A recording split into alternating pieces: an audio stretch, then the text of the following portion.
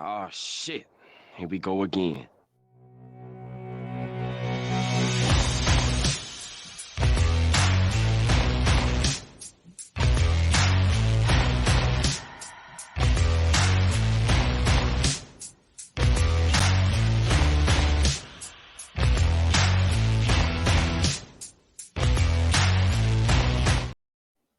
Hello and welcome out to this episode of Outbreak Gamers. I'm your host, David Anthony.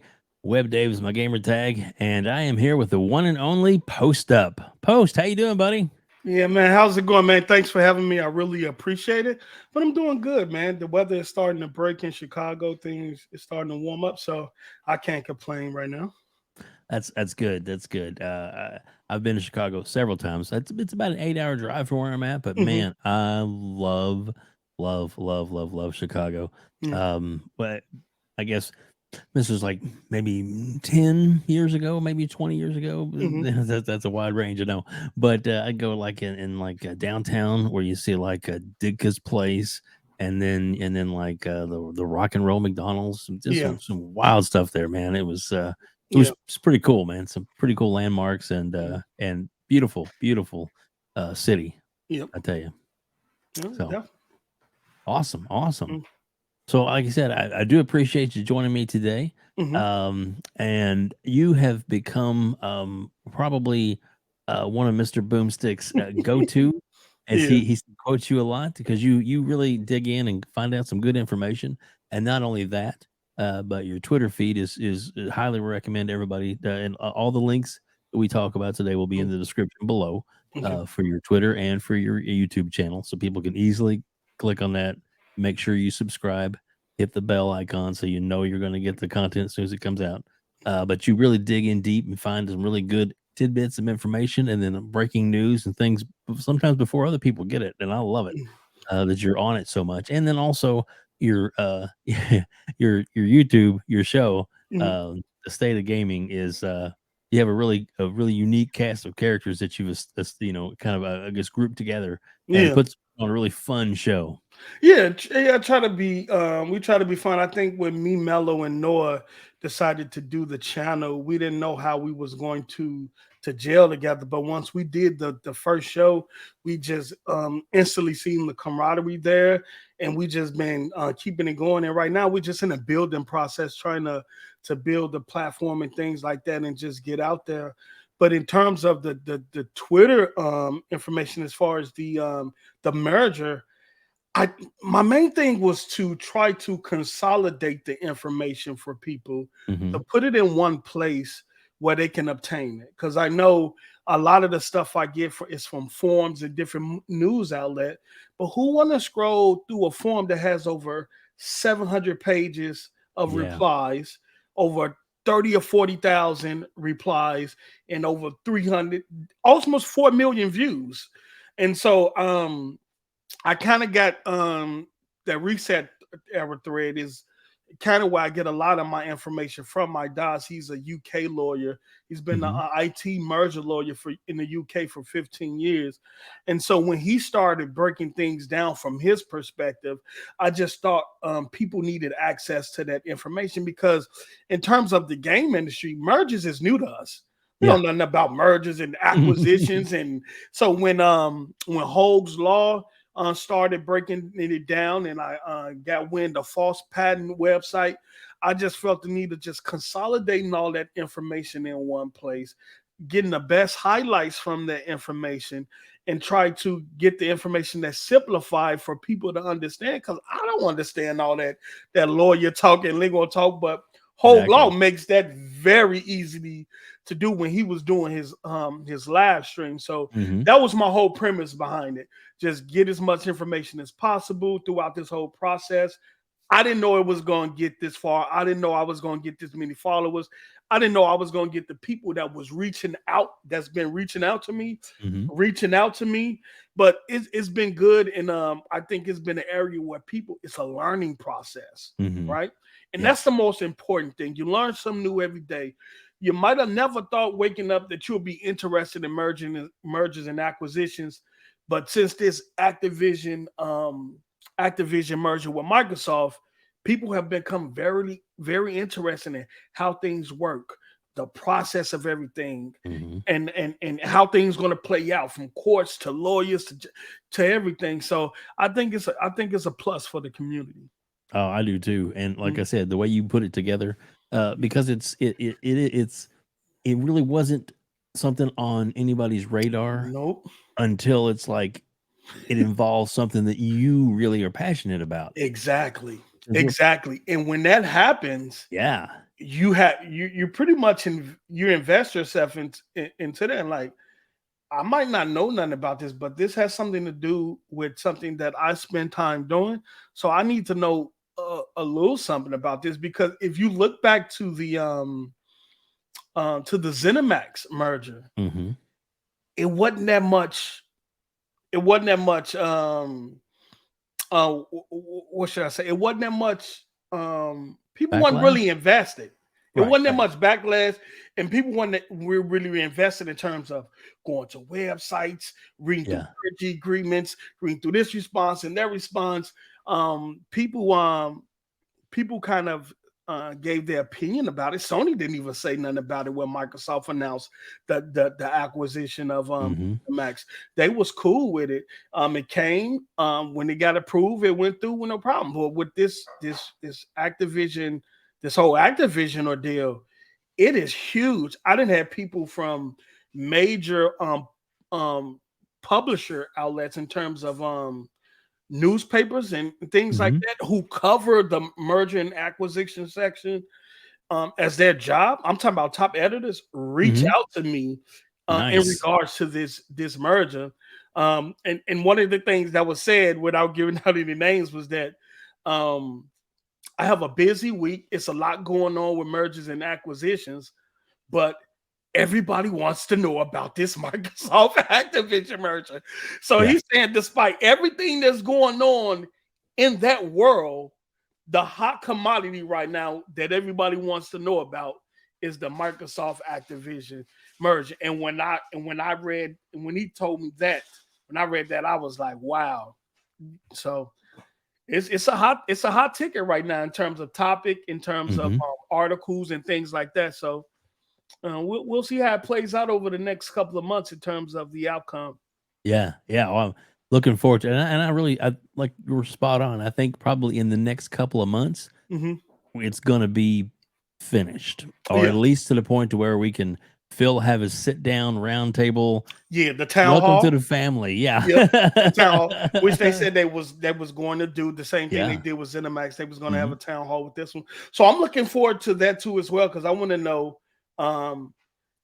what do we go from here in terms of Activision as a company? Who's going to run it? Is Phil going to run it? Has he been grooming Sarah Bond this whole time to kind of fill that hole, given the sexual harassment and the things that women been dealing with? It will be a nice role for her to step in to kind of cool all that down. But outside of Call of Duty, which the regulators been talking about, what about the other games in terms of their portfolio? Are they going to be exclusive? Are they going to be on a case-by-case basis like Zenom? It's so many questions. So it's going to be a lot of content over the next couple of months. It really is. It really is. And you know that next day, the board is going to be asking Phil, who's next? Hey, you know what? I tell people this all the time in terms of Nadella, which is the CEO of Microsoft. When he came out on the news in front of the world and said Microsoft is fully behind gaming, I don't think people understood the importance of that. That means the whole company of Microsoft, which hasn't been over the last 20 years, because there's been people in there that's been trying to get Xbox division sold off. But when he came out and said, look, from the top down, me, from the board to me to all the way down, we are 100% behind gaming. I don't think people knew the importance behind that, but they're seeing it now. After the ZeniMax, as you said, the board member said, who's next? And you go from 8 billion to over 70 billion. Look,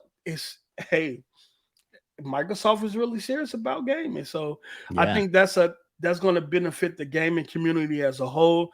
Then it's also going to put rivals like Nintendo and Sony on their heel. And the more competitive the three are, the more it benefits us gamers. It really does. And that's, Mm. some people are like, oh, they're hurting money. They're going Mm. to, Sony's current thing of, they could destroy our company with one game. And if they try, Yeah. and nobody believes that. Nah.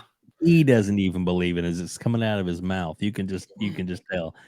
The Satya thing, the one line that he said. So if this is about competition, let us have competition. That is really Let's a go. strong statement, man.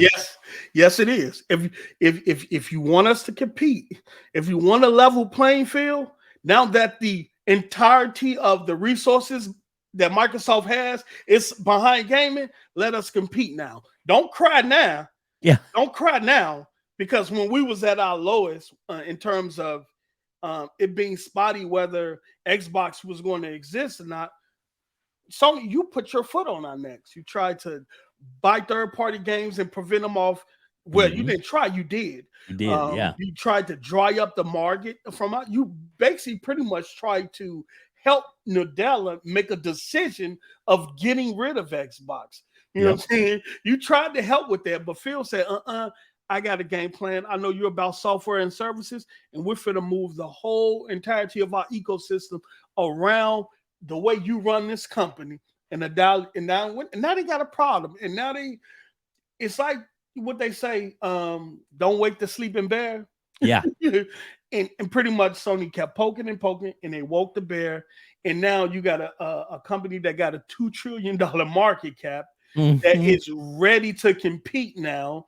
And that its CEO is saying, okay, here go a blank checkbook, go out and do what you need to do. Yeah. Yeah.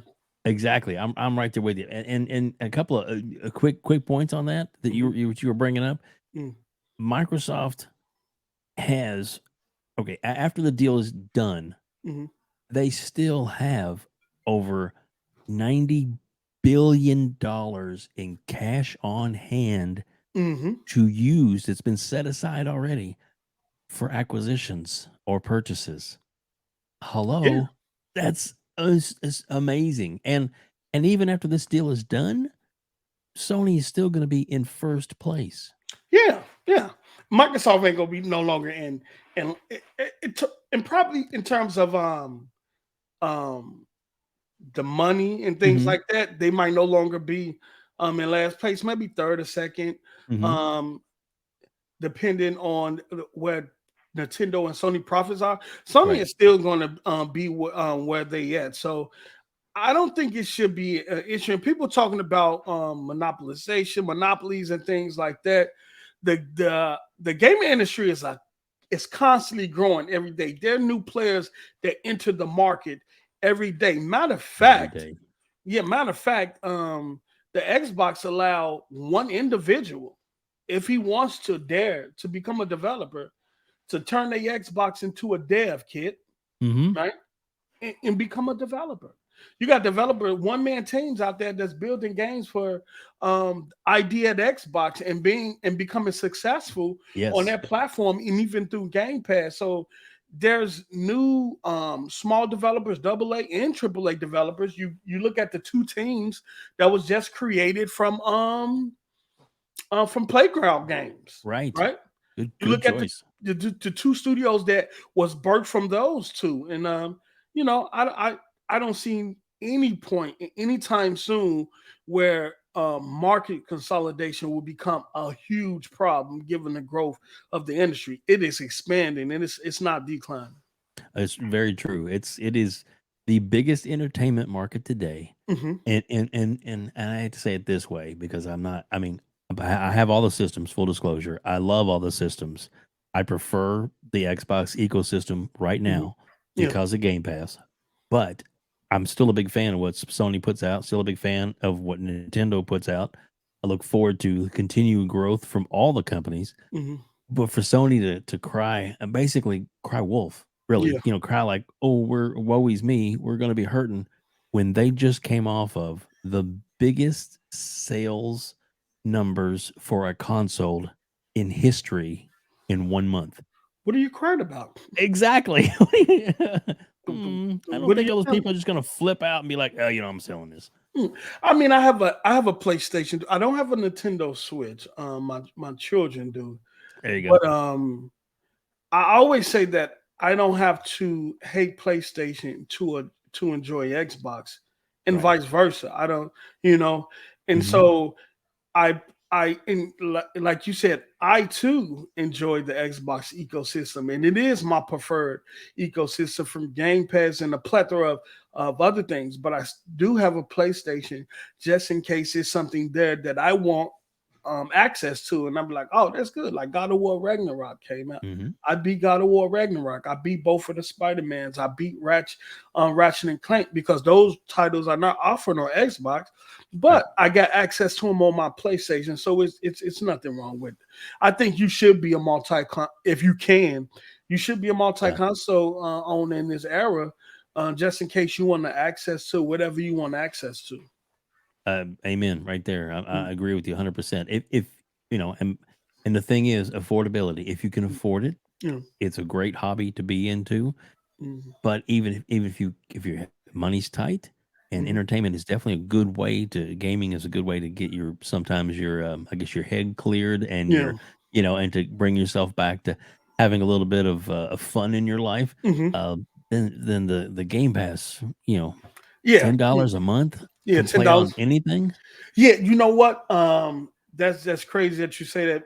The only issue I have with Game Pass is the lack of marketing and education on it Right. to the soccer Yes. moms and to the Mhm. casuals of the world. I'll tell you a story. My cousin, he called me one day and said, he had went to a pawn shop to buy a PlayStation console, Mhm. right? And this time it was in the PS4, Xbox One era, right? Right. The PS4 that they had, the disc drive didn't work on it, so he didn't get it. So he settled for the Xbox, right? Mhm. Yeah. Right. He gets the Xbox home. He boots it up, sets it up, and everything. Then he finds out about Game Pass, right? He signs up for Game Pass and realizes that 2K and all that and all types of other games, Madden and all that is in there. And he Yeah. calls me and was like, "Yo, have you heard about this thing Xbox got called Game Pass?" And I say, "Yeah." And then I broke everything down to him. He was like, "Man, I did not know." And they got 2K. I just booted up. I paid that one. He said, you get access to all these games for just $10 a month. And so I broke down the $10 a month plan versus the ultimate plan and things like that. Mhm. And when 2K left, he went and purchased the game. He said, that's cool. I get access to the games, or I get to play the games while they're in the service. And if I want to continue Mhm. to play them and own them, then I can purchase it. But my cousin is not a hardcore game player. He's Right. casual. He's not on Mhm. Twitter and things like that like me. So Mhm. he didn't know nothing about it. And Yeah. I think that's the area that Microsoft needs to strengthen. I think the more people that know, even the soccer moms, the more Yeah. people that learn about Game Pass and the affordability of it and the low entry cost, I think the more people that can get into the service. I agree with you 1000%. Mm. And there's some rumors going around, Mm-hmm. and I can't tell you who I heard it from because yeah, but No, it's it's a okay. nice It's rumor. okay. Yeah. Mhm. But that after Starfield releases and this holiday season, probably starting around November, when Mhm. actually the quote unquote Christmas rush of purchasing really starts coming in, that Microsoft is going to be able to, especially with some of the bigger titles coming in, and if the deal gets done and some of the other titles become available to them to put into Mhm. Game Pass, then that is when they're going to be able to unleash the beast as far as the explanations go. I mean, Okay. because some people, like you said, I mean, when you can get a Sony baseball game Yeah. on their service for the $10 a month, $15 a month, depending on what plan you have, and not have to spend $70, and Sony doesn't do that for you. What? Yeah. It's Yeah. It just baffled me um how many people that don't know what it is. yeah. And for it to be out this long Mhm. and Microsoft, and I think that they think everybody is on social media, Right. and that's cool. Which is everybody is. Everybody got a phone, access to a tablet, Mhm. social media accounts, and that's cool. But I still think, in terms of like the big NFL games, the big NBA games, even the big soccer tournaments again, I still think there needs to be TV ads Mhm. that's in there. And I also think you need ads breaking down um, Game Pass in terms of cost, affordability, and explaining how it works to people that's casual, that sit outside of us, Mhm. that might not get it like us, especially the moms who don't Mhm. know what today's consoles do or how they work or anything like that. So I think it needs to be done. And if that's coming, then I welcome it. Please, I Yes. welcome it. Yeah, and the thing is with Game Pass, and this is trying to be an ad for Game Pass, but it is a good product Mhm. that that like you can play on a tablet, Yeah, a phone, a computer. It's now even designed to work on Chromebooks. yeah, It's you know, and then Samsung TVs are going to have the app, and other TVs are going to follow out and within the year to be able to get apps on their phone to where you don't have to have a console at all, and you mm, can stream play it. And the actual work that they're doing behind the scenes to get the mm. streaming service way up to par, a lot better than it has been, and it's going to do nothing but continue to improve year after Yeah, year. yeah, definitely. I think they got room for growth there.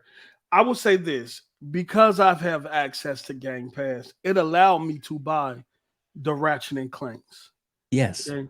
Hmm. Shout out to my brother Max CD Entertainment who gifted me the God of War Ragnarok, but I was Nice. able to purchase the first God of War, or Hmm. whatever other titles that I have in my PlayStation library. I was able to do that because of Game Pass, right? Hmm. Because now the $70 or $60 that I would have been spending at Microsoft ecosystem, I no longer have to worry about that. So I can manage my money in terms of what games I want to purchase and in what system I want to purchase them on. And I think that's very powerful. It is. I agree with you 1,000%. It is. I'll play this little snippet from Phil because I like hearing him laugh in the middle. That little chuckle. This is about delivering great exclusive games for you that ship on platforms where Game Pass exists. Mhm. Yeah, and you get the sense that you know someday if the Sony ecosystem opened up to Game Pass, then you'd have Starfield on Sony. I don't Yeah, think it'll ever happen, I don't think it but happening. Sony will never give its right, competitor that much of and that big of an advantage. you're right. They wouldn't. They would never entice their customers to move over to their competitors' Yep. ecosystem, and that's exactly what Game Pass would do. Yeah, It will you're do. right. You're right. That's Like what I I said, it's definitely not something that I see, but that's at least the thing that they can say. It's like, well, if you want it, there it is. yeah. you Yeah. know. I think the So, same will apply to Activision Blizzard. I think Game Pass is a machine that mhm. needs feeding, right? Yes, And we remember that they said they wanted to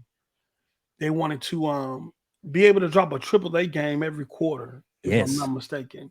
you're correct. And how you do that, you got to have a significant amount of studios that's working on and creating content at a fast pace. And I think as AI come into the picture, it will help speed up the process of game development and creating games. So Yes, I think by depending on how fast the AI adoption rate is and how quickly it can get where they need it to be, going into next generation, I think the the the um, the speed in which we get games will probably get access to them more quicker hmm going into next generation than in the previous, because that's the thing is the thing with developers with Microsoft and Sony, how do we maintain the quality of our AAA games and then get them out the door quicker? Because yeah, the quicker we can get them out the door, the quicker we can get the money. But I think Microsoft is in a pit of a critical in a pivotal position Mhm. because now they don't only have Game Pass to help subsidize the cost of those games. They have Activision, Blizzard, they Mhm. have King, they have the mobile market, and King is a juggernaut Mhm. in Huge. itself. Over 3 billion downloads, 17 million installs per month. And last year, they saw a 20% growth each month. That's it. That's crazy. Yes. So now, along with the ABK deal and with Game Pass and with Call of Duty coming into Game Pass, I don't even think they will have to. I think the devs who want a job I think they're just gonna be walking into Microsoft doors at that point. Yeah. Because at that point um an ecosystem that's built off constantly churning out games Mhm. for their service. So you pretty much always have a job. Mhm. So we'll see how it goes.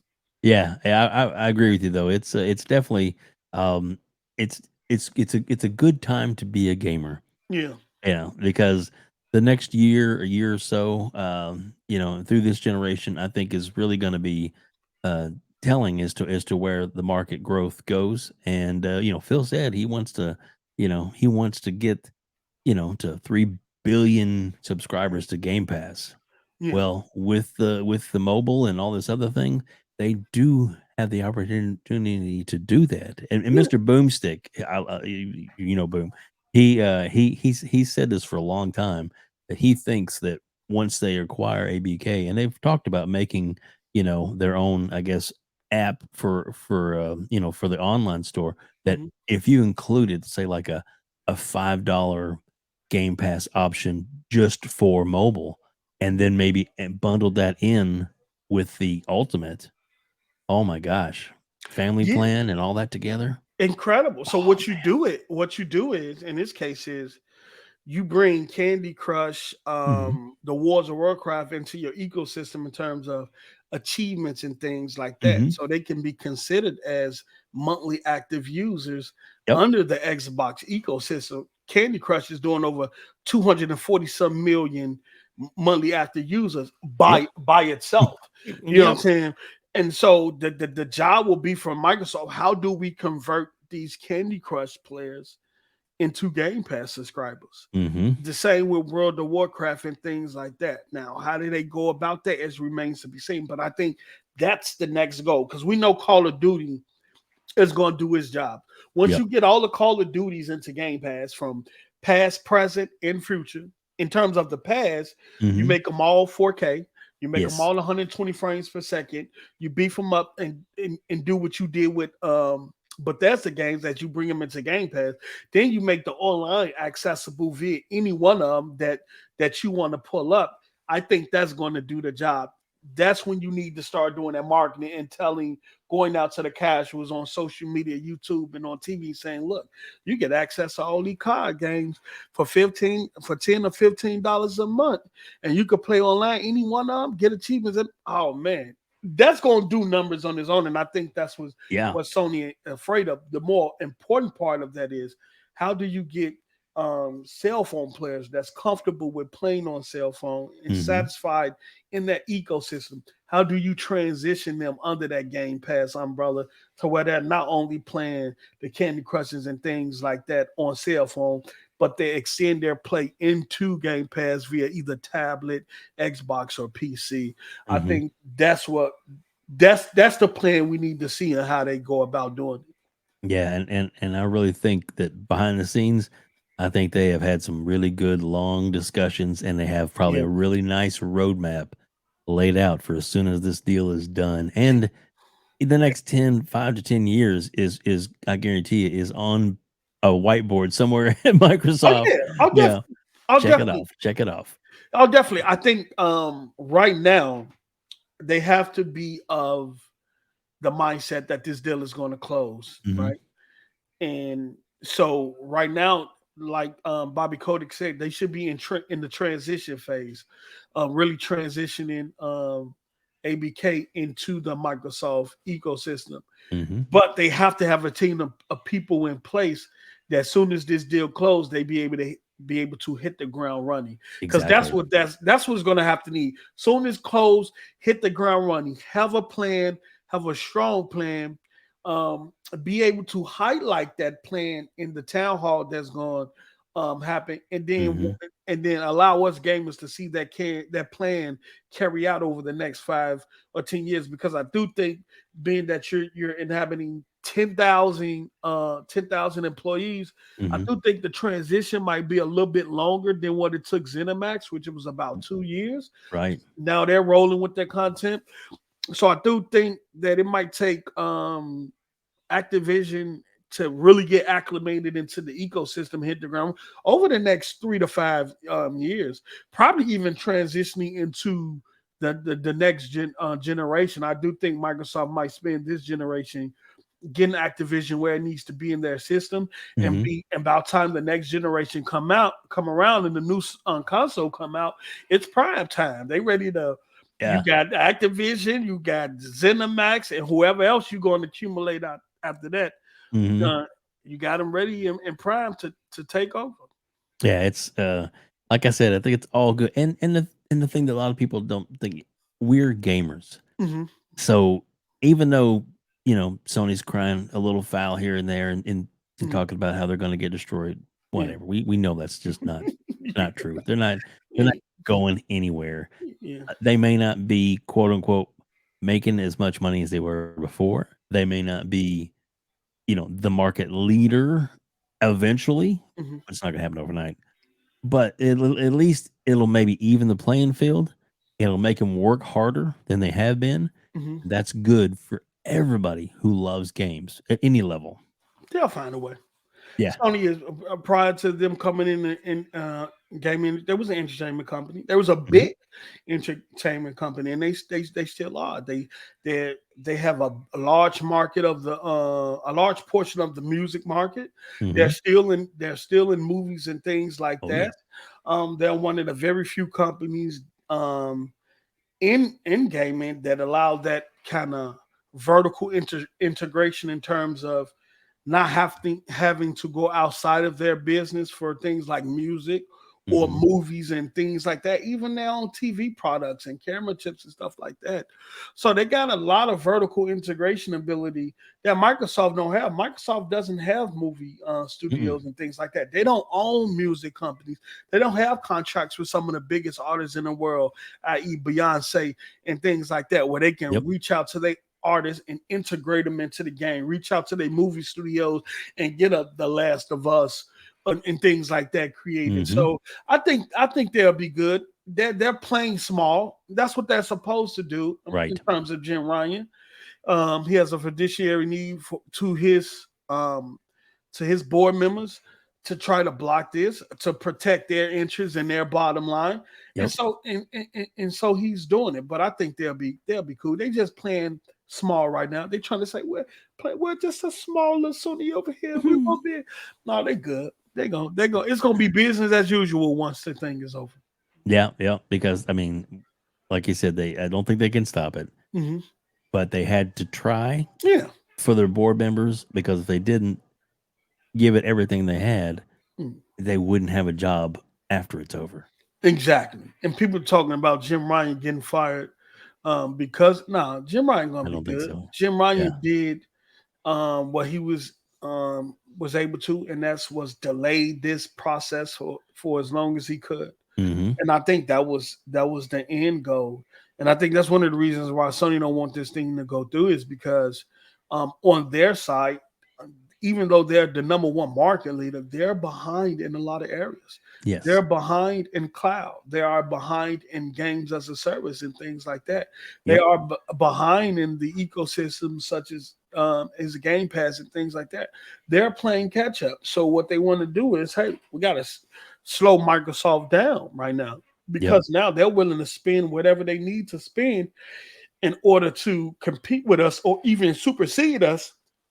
We need to slow them down until we get our infrastructure together, i.e. cloud, until we get our games as a services or at least figure out what each of these 12 games as a service that we're trying to put out over the next 2 years, which one is going to stick, which one is going to be successful, and which one is not. So Yep.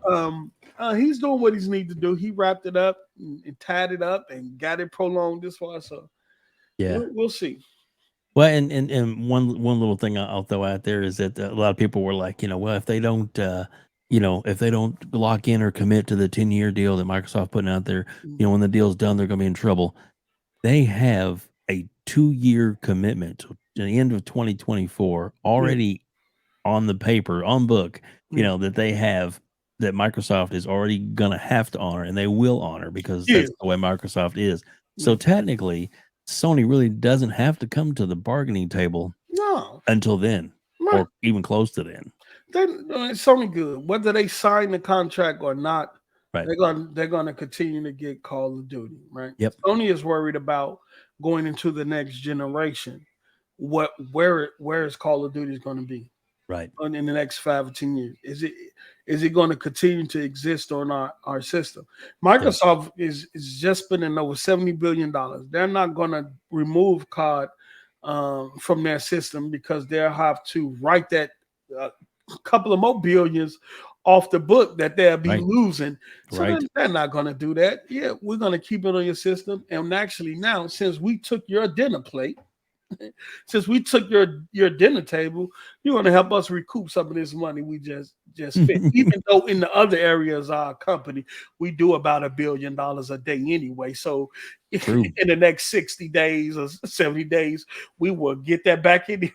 So, paid for. Yep.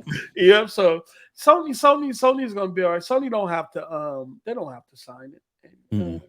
Not anytime soon. And they know they don't have to sign it, because the like you said, the contractual obligations will be Phil will honor those, and so they'll be good going into next year. And through that process, they'll try to figure their next step out, or which I think they're doing now, in terms of, okay, well, how are we going to compete if in the next 5 or 10 years we don't have a Call of Duty on our system? What will be our answer? And I think they got Bungie for that, so Bungie helped them in the other studios in terms of their back end systems, in terms of gaming lobbies and things like that. The same way Halo 2 did for Xbox Live. I think Sony purchased Bungie for that reason. Be our Halo 2 in terms of helping us set up our lobbies, making it ease of use in terms of party chat and things like that. The same thing you did for Microsoft. So we'll see. I agree with that 100%. That there was a smart move on their part to do that, and I think within time, and they have time. That's the thing, is because of the agreements that are in place, they have a little bit of time. It's not such a hurry up and go. And that's it. Maybe that's why Jim even said that we don't want to make a deal. We don't want you. We don't want. We just want to block this. We just exactly. We don't want you coming in messing up. No, we eating over here. We eating good, and we're pretty good with what we're getting over here. We don't need no interruptions. The money we making off over here is helping our own first. So they making bread. Yep. And they're saying, look, Call of Duty is funding our first party studios.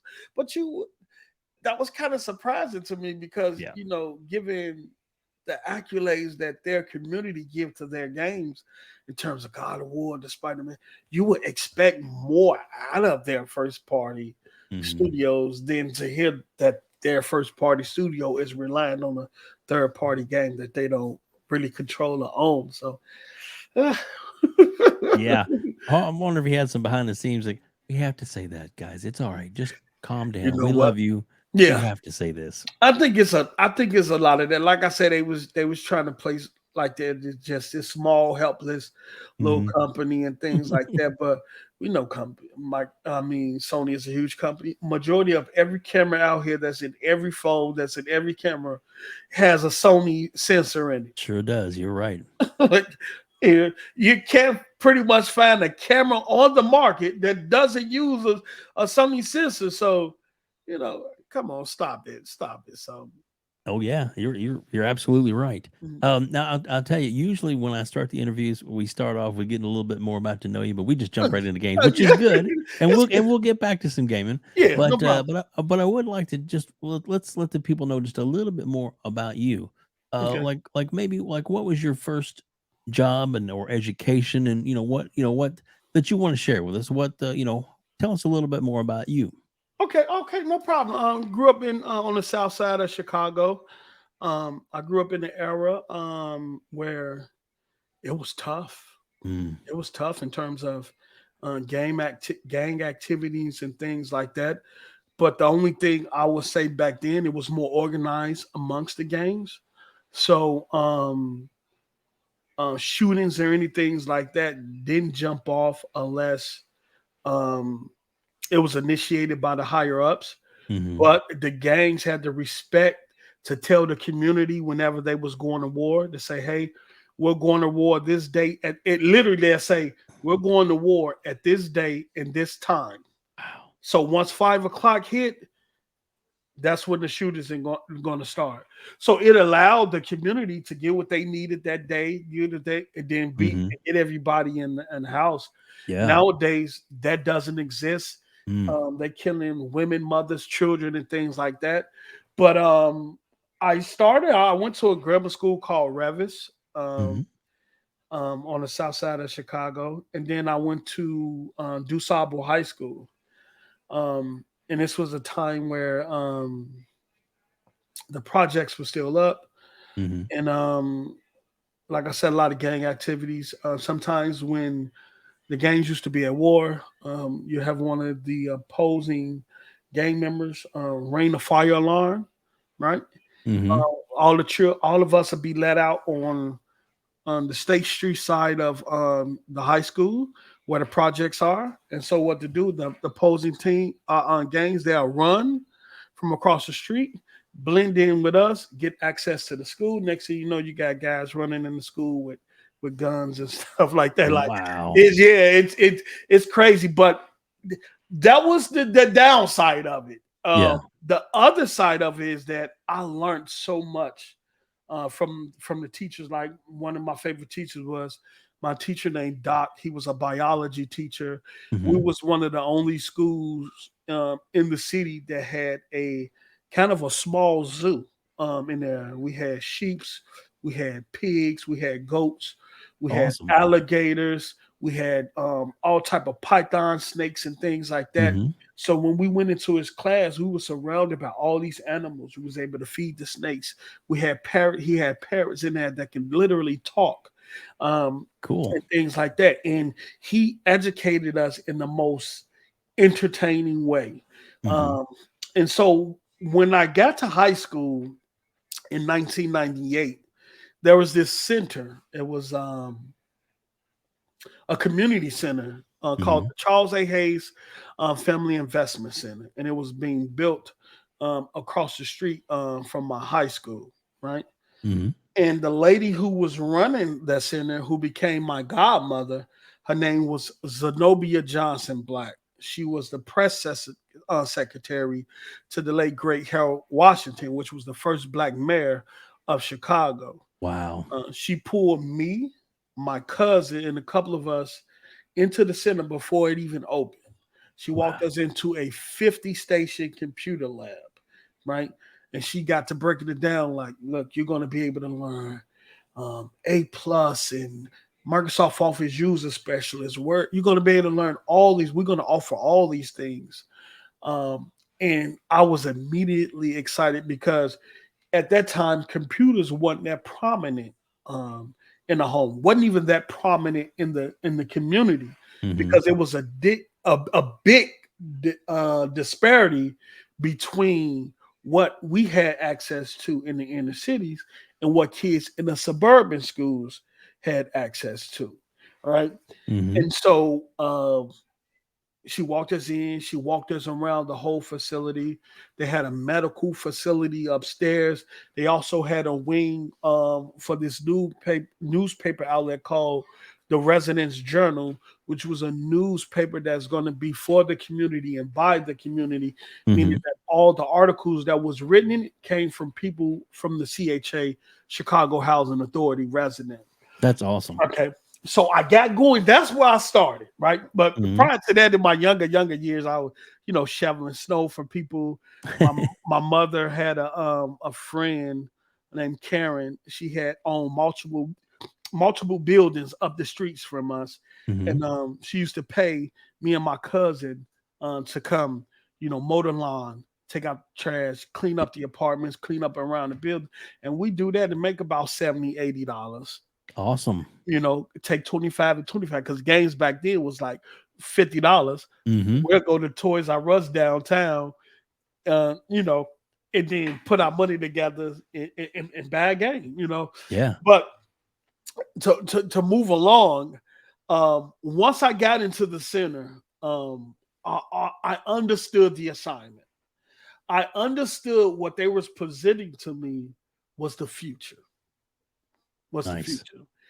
And I was of the mindset, and my brother told me there will always be computers, right? But you will always need somebody to fix them. You always need somebody to fix them. No matter how advanced technology get, you always need somebody to fix them. So I went in headstrong. I consumed basic computer operations. I got my certificate. I consumed basic web page design. I got my certificate.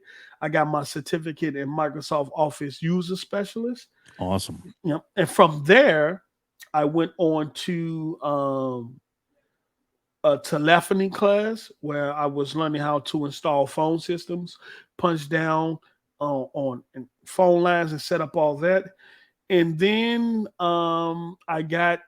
we did a Cisco networking course. They offered a Cisco network. Now, all of this is free through Chicago Housing Authority. So I'm trying to consume as much as I can before they realize that they're teaching young Black people the future and start pulling funding, which eventually happened, but we'll get there. So I consumed all of this within a year and a half. I was on it. And what's funny is that my friends in the class, they used to make fun of me for being so excited, right? Why are you so excited? Calm down. It ain't that serious. It ain't this and this and that. But they didn't know what I knew. Yeah. I knew. And years later, years down the line, I always, one of my friends, LaTanya, and one of my friends, Rio, pretty much every time they see me, they be saying, look, I wish that we would approach those classes that we had years ago like you did. You know what I'm saying? So after that, I got promoted. They hired me as a mentor. Awesome. I got hired as a mentor. And so I was still in high school. So I would go to high school during the day. And then after I leave high school, I was working part-time at the center. And I started teaching. I was teaching grammar school and high school students, what I've learned, basic computer operations, basic web design, Microsoft Office, all of that, right? I was also started to become an assistant instructor, helping the teachers who taught me in their classes and stuff with CHA residents. Because basically what we was doing is that facility was for CHA low-income residents to teach them about computers, how to use them and things like that, even how to build them. And so sometimes when one of the main instructors couldn't do the class or show up, I would take hold of that class. Wow. And what's crazy is that I remember Zenobia, she walked me to this room and then she opened the door and it was this room full of a big pile of computers. I'm talking about old computers, outdated computers, and things like that. And she said, I want you to go through these computers, find out which of them work, which of them don't. I want you to salvage the parts, inventory the parts, et cetera, et cetera. So I found myself every day going into this room, hooking computers up, seeing what state they was in, breaking them down, stripping the motherboards, memory chips, hard drives, and all that, inventory them, and organizing them on this shelf, right? Come to find out, that room will become the room where my telephony classes will become, where I will become the main instructor to a program where I was once a student. So the 50 station computer lab, I did all my like the basic computer operation stuff there. But once that started filling up with CHA resident, that room became my classroom. Wow. So what I did was, after I got everything cleaned up and got the room cleared out and everything, I took what I learned from the 2 semesters of Cisco networking I took before they cut the program. I ran my own network cables. I set up my 10 station computer lab for the kids. I set up all the ports. I ran all the wires. I created all the network cables. Did the subnet mask for the subnetting for the 10 computers. And I had my own class. I was creating my own tests. That's awesome. And things like that. But it allowed me to appreciate the role as a teacher. Mm-hmm. I never understood that, because when I was in high school, right, I almost didn't graduate. Being a class clown, and kind of being really disrespectful and mean to this black queen who was my teacher, and she kicked me out the class, right? Mm-hmm. And I never, being a student, you never really understand what teachers, the stress that they go through until you in their role. So when she kicked me out the class, I say, I'm not going to graduate. My mom had to come up to the school, speak to the principal. The principal spoke to the teacher, and she said she'd give me an opportunity to take the test to see if I could graduate. So when I go, I know I'm all over the place right now. That's all right. That's all right. So when I go in the classroom, the students that was already in there, they already been reading the chapters and stuff. She said, she put the book in front of me and said, you got 20 minutes to go through this book, do what you can, and see if you can pass this test. Right. Mm-hmm. So luckily I passed the test. Nice. Right? And the thing was, I think that was God making an example of me. Mm-hmm. Because I took a lot from that. But it comes to find out, I score higher than the people who was in the class. Oh, wow. They got a chance to read the book. That's awesome. But the example came when I became an instructor with a teacher at the center, and I started mentoring in the kids. Mm-hmm. Because now I was in a position where I was on the side as a teacher. Yeah. So I'm seeing these different personalities, these different characters, and things that you have to manage amongst all these kids. Some with different energy, low energy, some who just want to be. And at that moment, I appreciated what it took to be a teacher, because I didn't understand until I was in her role. I say, oh, so now. And it made me think back to how I was towards the teachers when I was in high school, right? You know, yeah. And I had to check myself, like, wow. But I think it was a learning experience, you know what I'm saying? And God say, okay, I got something for you.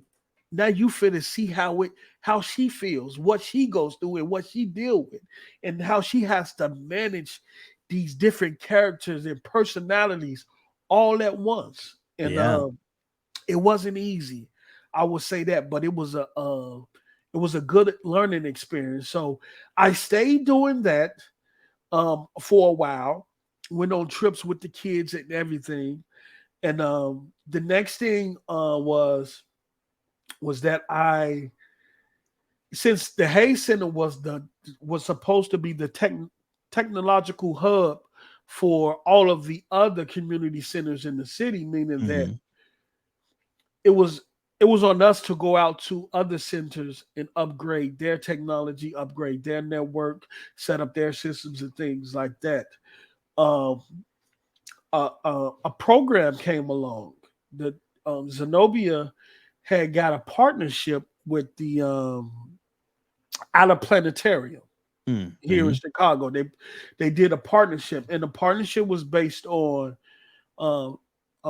people like me and other kids at the center taking what they learned from the Hayes Center and then going to apply it in a real world business setting, right? So myself and two other people were thrust into this 6-month pilot program at the Outlet Planetarium. It was around the time that they was starting to build a gallery space called cyberspace, right? And so they was already in the process of building it when we came in. And so what happened is that when we came in, we were thrust into assisting them with that, setting up Macs, installing software, all types of stuff. And so after that 6-month program was up, they needed funding to fund the program another 6 months. And then they was going to hire one of us, right? And so they chose me. Nice. After the 6 months up, I did so good. I mean, when I hit the ground running the same way I did at the Hayes Center, consume, and that's where my Mac background. That's why I started to learn how to fix Macs from a software perspective and a hardware perspective. Nice. That's why. Oh, your mic went muted. I think it's a software part. Okay, my bad. It happens sometimes. Yeah, I hit the ground running from there. I consumed. So I learned Mac installation, software installation, hardware installation, all of that. Printers, how to break printers down, fix them, whoop the bam. Wow. It got to the point where I no longer needed anyone to chaperone me around the building to go fix some. Wow. If some of the tech people that usually was there to fix something, they say, Kareem, we have an issue over here, whoop the bam. Go fix it. Nice. Right. So what happened was after the 6 months was over, I got picked to be hired as full-time. So now I'm a full-time employee at the Outer Planetarium in a IT department, right? Awesome. And so in order for that to happen, Boeing came in. Some representatives and executives from Boeing came in to speak about the partnership program that we was in. And I was in that meeting, right? With top execs, the guy who was running the planetarium at the time, big executives from Boeing and things like that. I still have the newspaper article.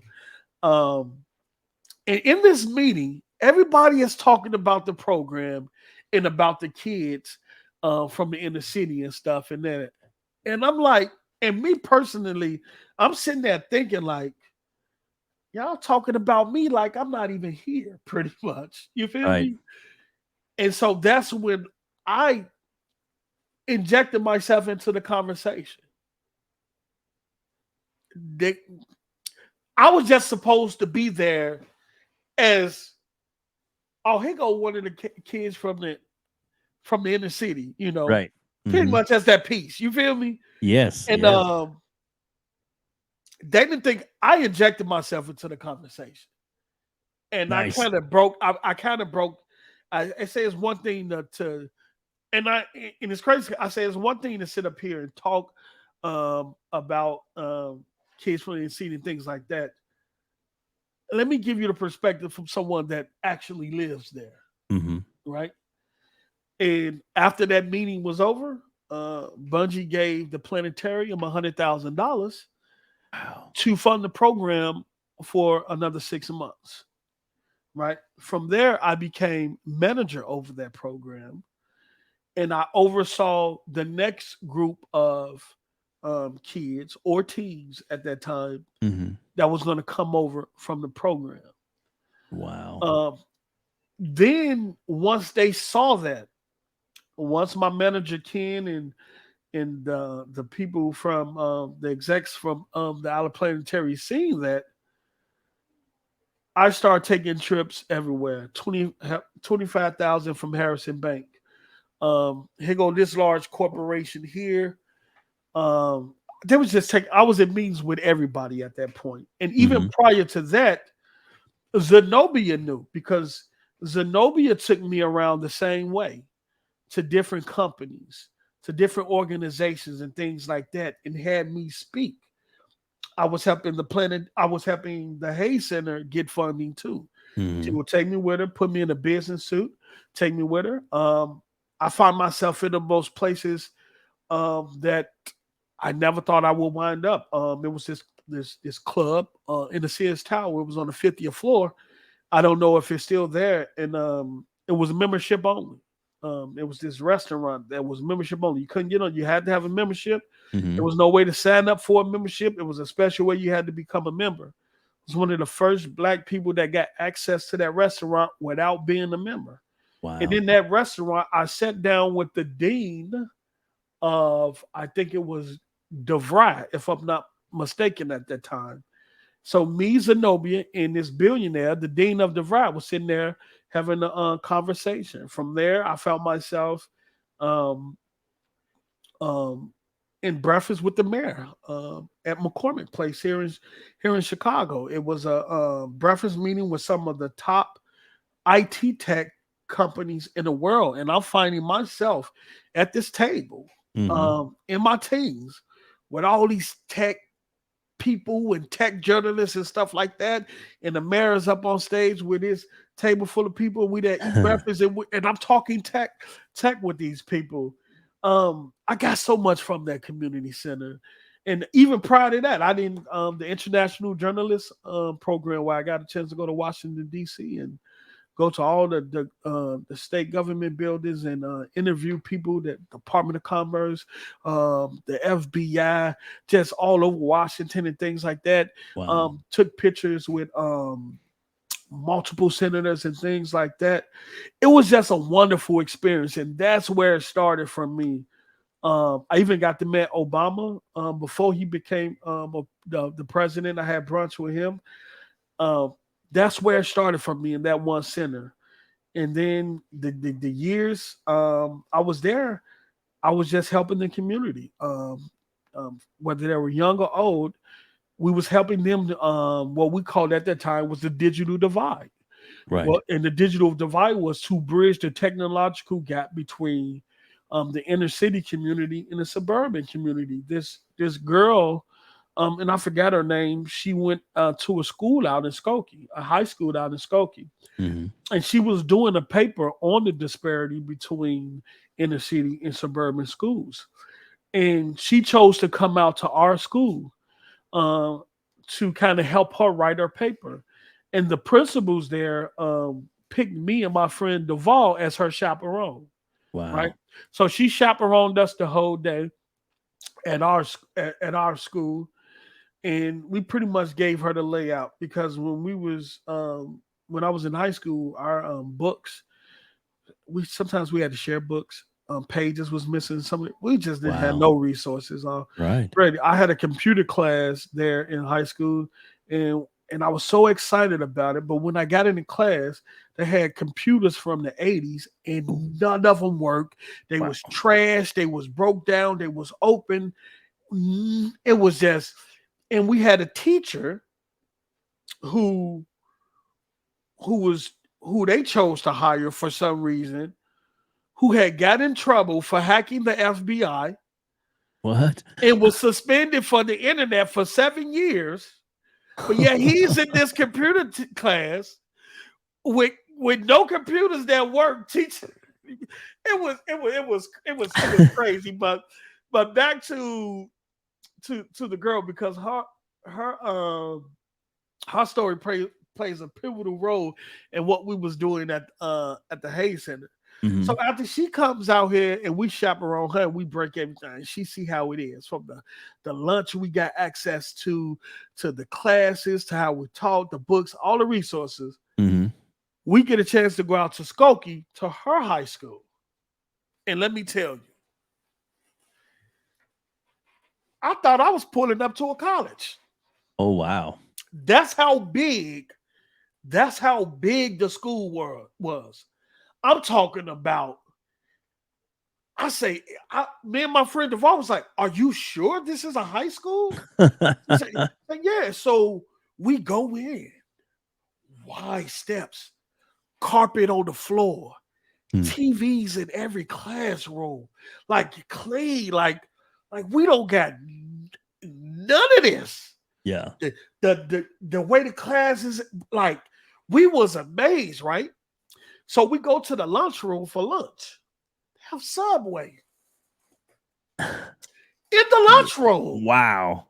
I said, y'all got Subway?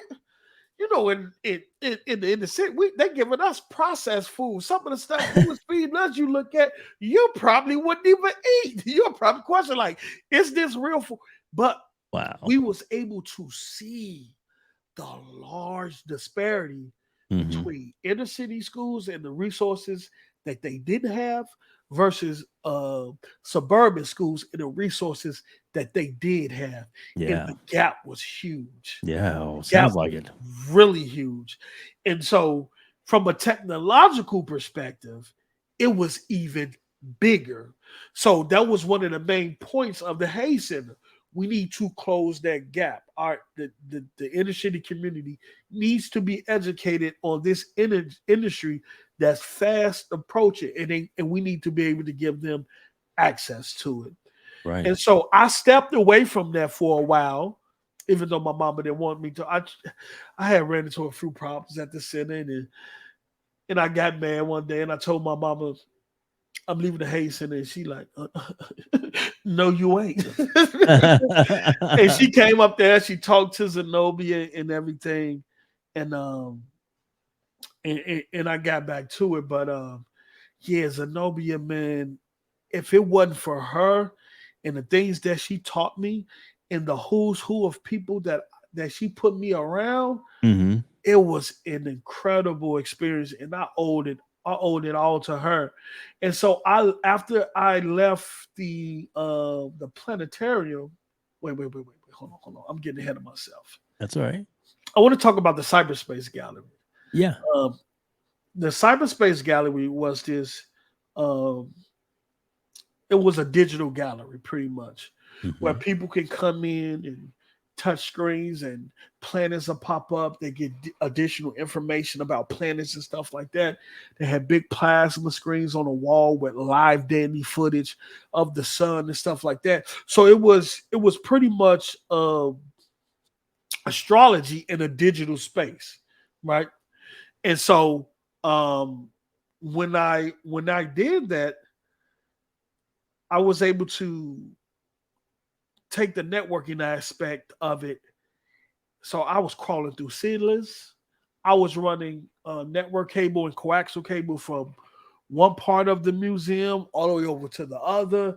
I was doing all types of stuff. And and that's one of the things I really appreciate, that I played a role into building that space, even though it's no longer there. Right. I played a role into making that happen. After I left the Hayes Center for a while, I went into music. And music at the time was something that I always did. And so I met my friend Ty. Well, prior to that, I got a chance to open up for T.I. And I think this was around about 2007. I went, friends of the family took me down to Grambling State. We recorded some music down there in Louisiana, and then T.I. was performing at Grambling State, and I got a chance to open up for him. We got music playing on the radio down there. After that, I run into Ty, which he passed away some years ago. We set up our company, we set up a studio, and I started recording music for myself and others. And then next thing you know, I found myself recording some of majority of the young artists in the city from the who's who. I found myself recording and making music with the legendary group Crucial Conflict. Just doing a whole lot of music stuff. And in the midst of that, I go back to the Hayes Center. They have a new network administrator there. I partnered with him, and that's when we started going out to other communities, setting up their network infrastructure and things like that. But that was, I think that was an important moment in my life in terms of what I was learning, what I was consuming, and then the people I was being put around and stuff like that. So yeah, and then after that, I stuck with the music for a while, and then my brother wife, she was working for Apple. She referred me. Um, I start sending in my application to Apple, and she said, "Keep sending it in. You might not get a response, but keep sending it in." Kept sending it in, and then one day I just stopped.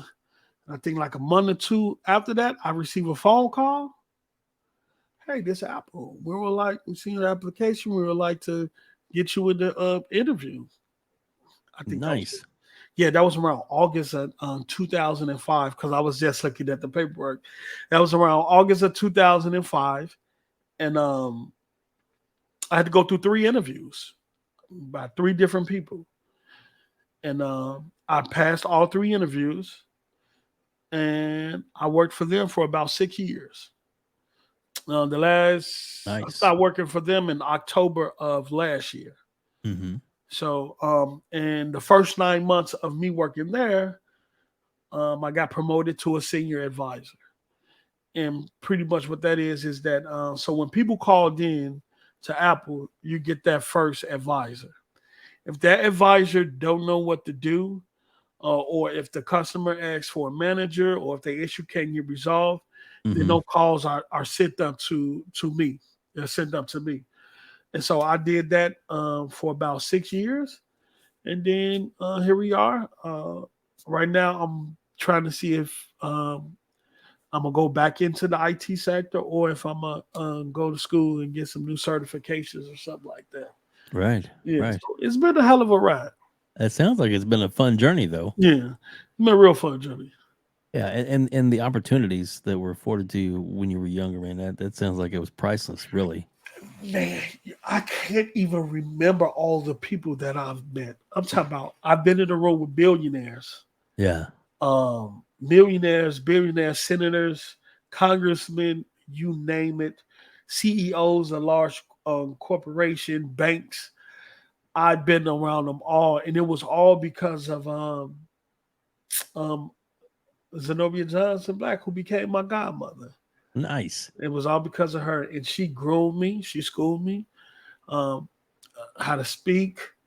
Not so much of what to say, because I kind of had that down, but what not to say. Shake your person's hands, look them in the eye.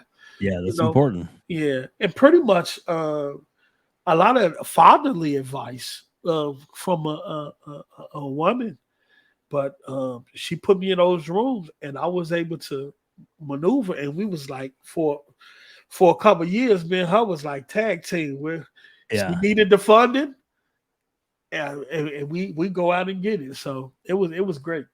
That sounds amazing. Absolutely amazing. Thank you so much for sharing that story with us too. Yeah. I really appreciate that.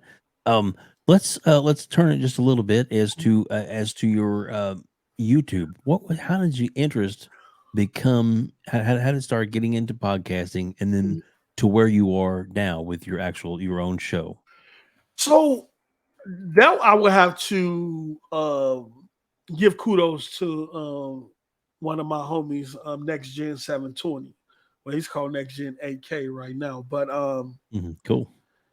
I started watching him or seeing glimpses of his videos years ago. This, I think, 2014, 2015, somewhere up in there. And I just started, for some reason, you see an Xbox, YouTube, because YouTube wasn't the platform it is right now. Right. Back then. So I'm into Xbox. So anything Xbox content related, I was, looking at back then. So I started seeing some of his videos, seeing some of his debates and things like that. And that trickled into me watching his live streams. So for a while, I used to sit in his live streams, chat, and watch all his content and stuff like that. And after every show, excuse me, after every show, he used to give out his gamer tag. and say, "Here's my gamer tag on Xbox. Join my party chat." Right? And Yeah.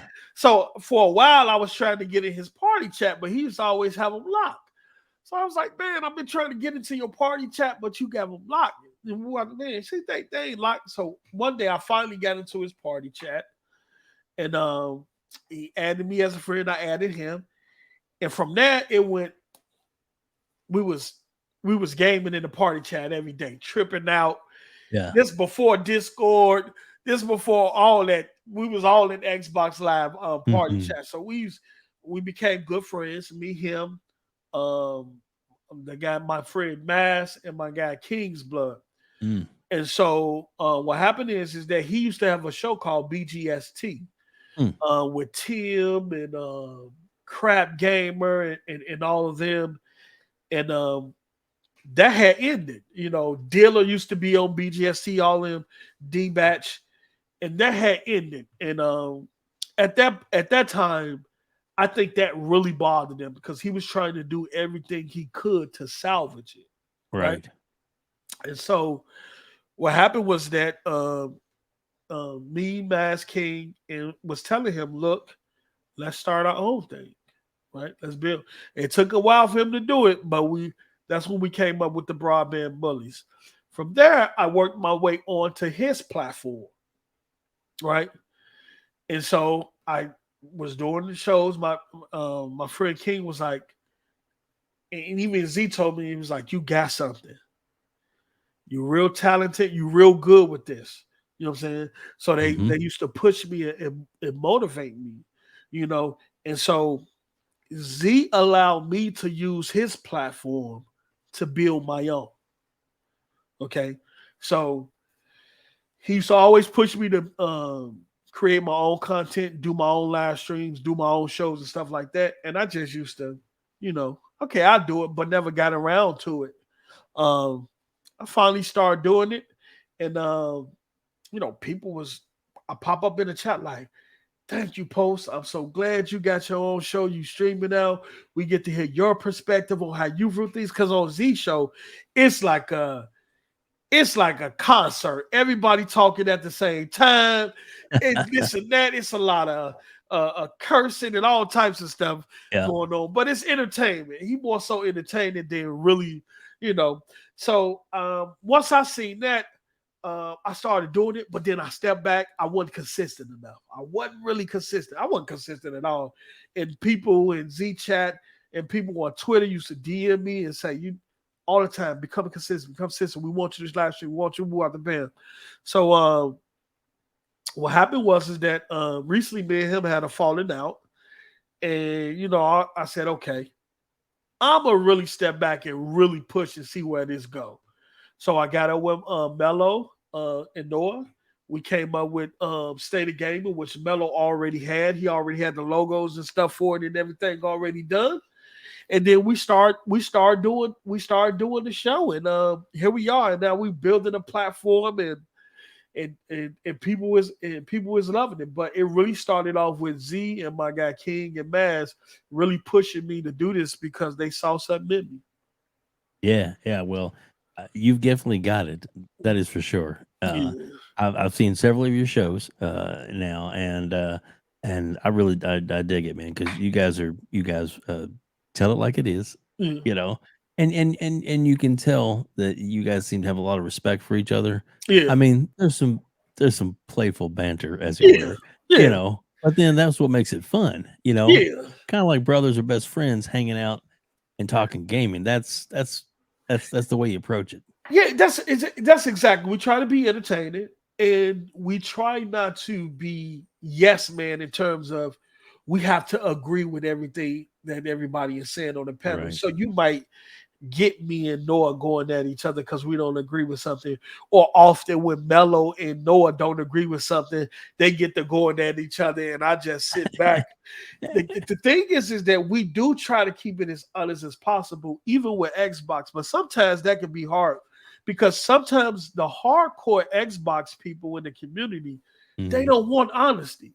Right. You know, they don't want the honesty. They want you to cap a lie, even like And so you'll get people in the chat that be saying, no, this and this and that. No, we're gonna keep it real, man. We gotta keep it real. We can't Right. cap all the time. So yeah, it's been fun. It's been really fun so far. But yeah, I have to salute my brother Z and King and Mass for really pushing me to do this, because outside of that, I probably wouldn't be doing no podcasting at all. Well, as a person who enjoys your content, and I do watch a lot of content. Yeah. I'm glad that they did that, because I think that you have a unique show, and I think that you definitely don't stop. Keep at it. Keep going. I really think you should. And also, like I said, the Twitter part of it that you do, the information that you procure, throughout, the different all over the different blogs and things like that you pull together to make it a good simple form. You put that out too. It's great for the community. And like I said, Booms had you on a few times. You were on Gaz's show not too long ago. Yeah, with him and with him and David. Oh, that was David one Javi. of the most Crazy entertaining shows I have been on. Yeah. David Jaffe is he is wild, but I love his straightforward and his honesty. Yeah. And he's just gonna give it to you straight up, no chases, just right. Whether you agree with him or not, that's on you. And if you don't agree with him, he's gonna say, "Look, why you don't agree with me? And don't just tell me. Break it down. I need substance. I need the facts of why." So I respect that, man. He's a cool dude, and Gaz is just a bomb, man. I love his energy. Yeah, and Asa kind of just sitting there holding it all together. It was good, but it was a really good episode. I encourage everybody to watch that one as well. But like, and you held your own. That's the with Jaffe in the room too. That's kind of tough, and I really feel you held your own, and that was I think awesome. a lot of people was in the chat was like, "Post, you ain't talking enough or hopping," but that's just knowing how when you have an energy on the show, right? That's going right, and you don't want to disrupt that energy. Right. You know when to jump in and when to kind of play your role. I saw something that was going on with David Jaffe and Gaz, and all three of us, but particularly with Gaz when he do the commercial break thing, and David, I just saw a synergy going on there, and I didn't want to interrupt it because it was very entertaining at that point. So I hopped in the spots that I was able to, but I still allowed that energy to persist throughout the show. Well, and that just shows to your professionalism, I think. Yeah. So I think it's awesome, and I definitely as we start to wrap things up, I just want to make sure that everybody, all the links are going to be in the description below, and this will also be on iTunes, Spotify, iHeartRadio, and every place you can get podcasts. This feed goes out, so please make sure that you subscribe. And you also hit the bell icon, especially on the YouTube channel, so you don't miss any of those. And then you want to make sure that you get the notifications on Twitter too, because you can be some breaking news that you want to know about, and you're going to have it. And I think that's great too. So make sure everybody does that. And as we wrap things up, the last thing I really want to I ask everybody this. So and you can give me more than one answer. I'll tell you now. So what is the video game that you are most looking forward to that's not out yet? And it can be more than one, because I give you an out.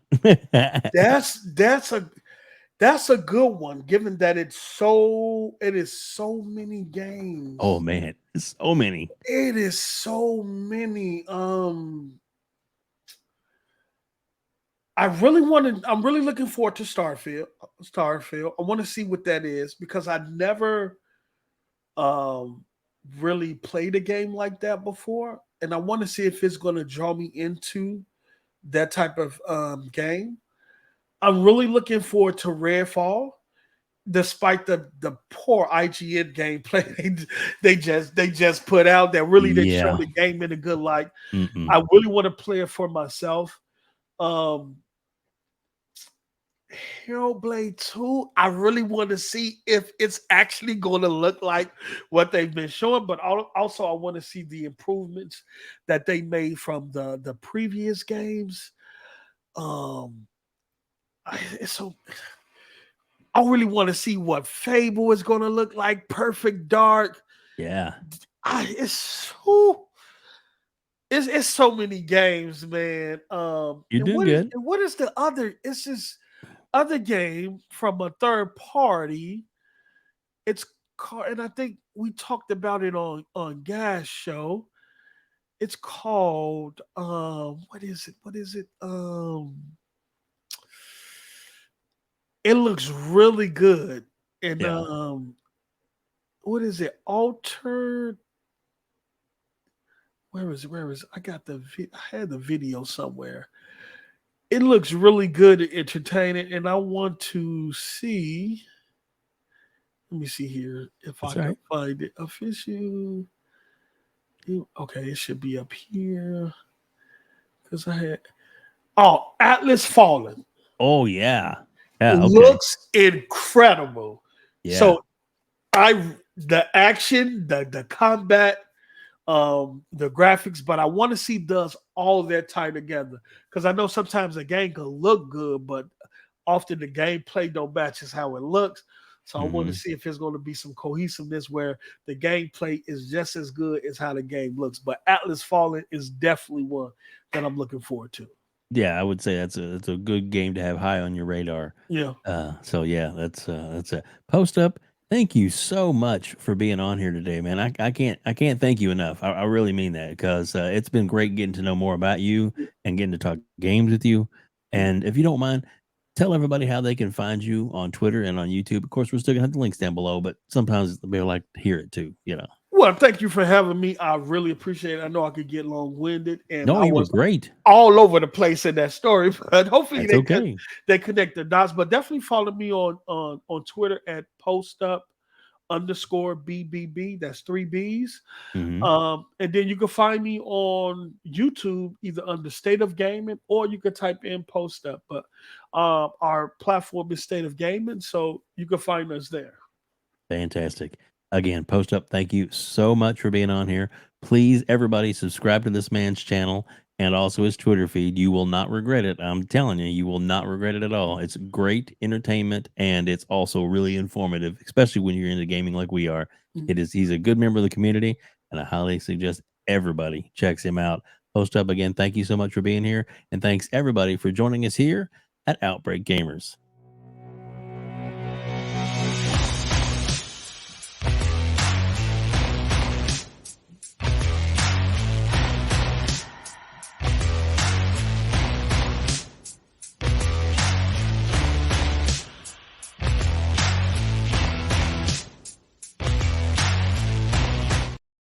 Game